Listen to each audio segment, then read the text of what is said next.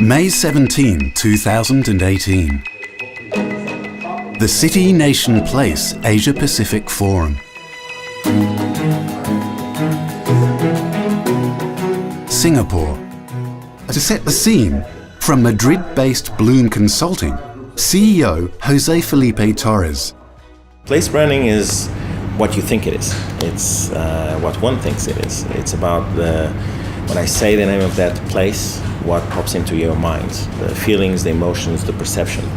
That is place branding. So it's what you think it is, basically. And this perception has an impact on different stakeholders, on the willingness of people to visit, to invest, to do business with, to live, to study. So it's a very important asset for places to manage.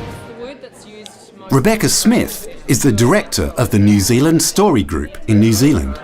We're tasked with country reputation, so improving the country's reputation and maintaining that.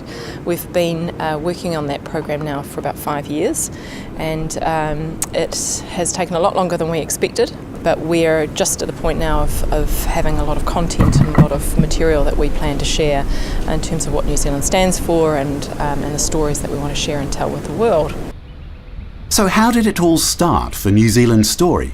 So we asked around 200 people throughout New Zealand, academics, business people, normal everyday New Zealanders, what do you think New Zealand stands for? What are the values that are important to you, and what should we be sharing with the world? So we did that.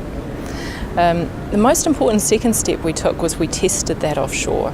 So we built a narrative around what we felt the New Zealand story should be or could be, and then tested that offshore. And that offshore testing taught us a lot.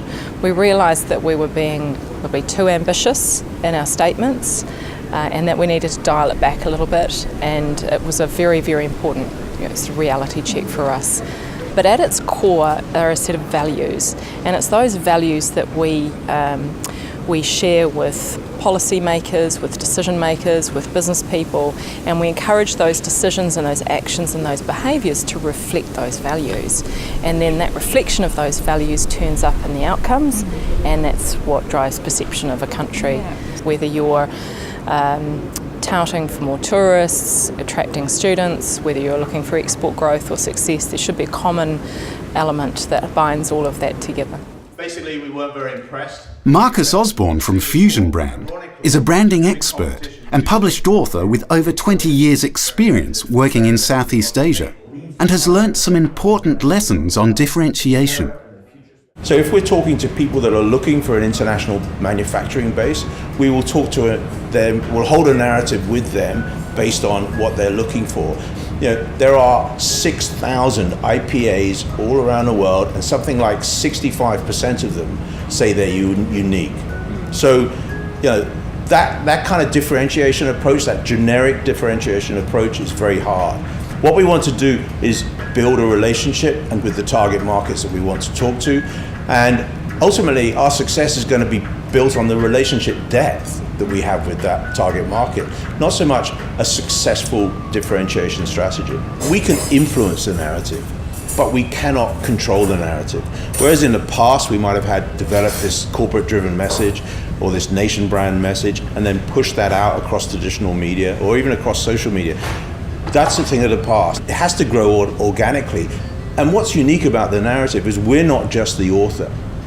Everybody is an author. So the Tasmanian, the Malaysian, the Singaporean can participate in that narrative. We can drive it and we can respond to it, and that would help it grow organically. And sometimes it will go off at a tangent, and it's something that we completely unexpectedly happened, and we'll follow that tangent.